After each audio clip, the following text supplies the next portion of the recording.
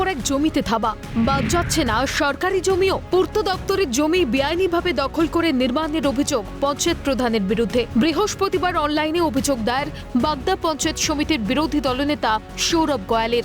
তার দাবি, বাগদা কিষাণ মান্ডির সামনে পূর্ত দপ্তরের জায়গায় বেআইনিভাবে বিল্ডিং নির্মাণ করেছেন বাগদা গ্রাম পঞ্চায়েতের প্রধান সঞ্জিত সর্দার।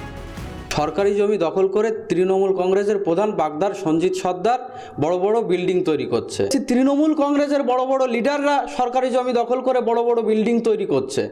আমি প্রশাসনকে দৃষ্টি আকর্ষণ করছি যে এর সুব্যবস্থা নেওয়া হোক এবং আইনি ব্যবস্থা নিয়ে এদের সাজা দেওয়া হোক।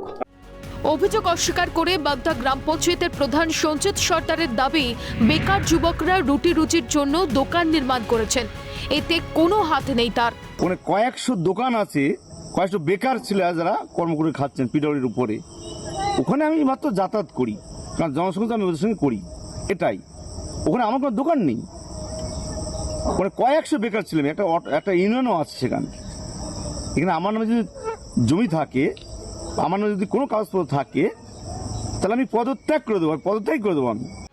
প্রশ্ন উঠছে, মুখ্যমন্ত্রী নিজেই যখন বেআইনি নির্মাণ নিয়ে সরব হচ্ছেন, তখন দলের নেতারাই সরকারি জমিতে থাবা বসাচ্ছেন। কাঠগড়ায় তাও আবার খোদ পঞ্চায়েত প্রধান, যদিও তদন্তের আশ্বাস দেওয়া হচ্ছে তৃণমূলের তরফে। যে কনস্ট্রাকশন করেছে পিডব্লিউ জায়গায়, আমি এসডিও ম্যাডামকেও বলেছি, বিডিও এবং প্রশাসনের সঙ্গে আমার কথা হয়েছে। যেহেতু বিল্ডিংটা কেউ বা কারা করেছে সেটা তার কোনো অনুমোদন নেই, কিন্তু পিডব্লিউ জায়গায় খুব তাড়াতাড়ি ওটা ভেঙে দেওয়া হবে। ঘটনার তীব্র নিন্দা জানিয়েছে গেরুয়া শিবির।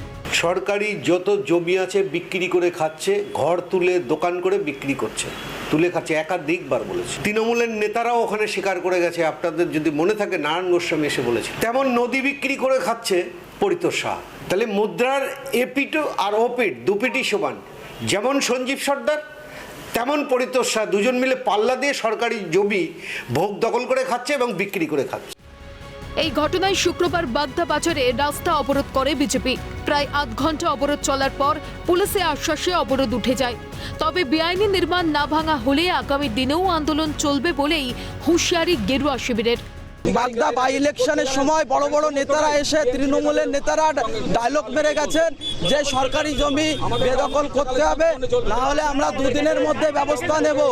কিন্তু জনগণকে ভুলভাল বুঝিয়ে ভোটটা নিয়ে যাওয়ার পর এখন দেখছি তৃণমূলের নেতারাই জমি দখল করছে।